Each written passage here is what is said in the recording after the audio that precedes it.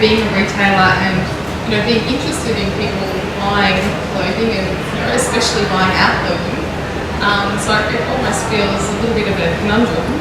But for me, it's about quality and the length of life that you have a garment for, and how you care for it, and how much you get out of that product. And I think fast fashion and very short turnaround is an exhausting industry to be in. So I consider myself not to be working in the sort of world of fast fashion, but just to be a little bit outside that in a very sort of different way of working.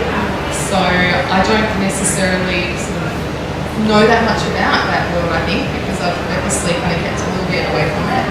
And the clothes that you would sell in your stores?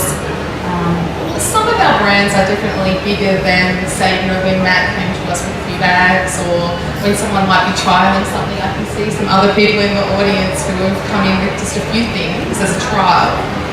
But then we have brands like Lover who, certainly are getting bigger and bigger by the minute. So there always comes a point, like we've worked with brands like Claude Mouse and Gorman when they first started, but they're very different businesses now. So we kind of have to let go. And probably at a different price point as well. Interestingly, sometimes the bigger they are, the prices are not getting smaller. So not necessarily. Yeah.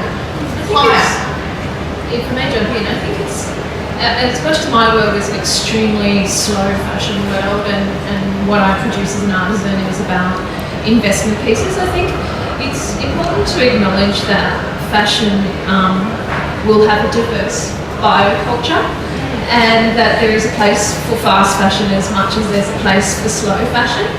And I think it's also really important when we are having conversations about sustainability and fashion. And something I like to emphasise is that one thing fashion does do for the human soul, as well as clothe and protect, and it's great that we're having serious conversations about sustainable fashion, but fashion is also about change and novelty and fun, and there's a place for all of those things in the scheme.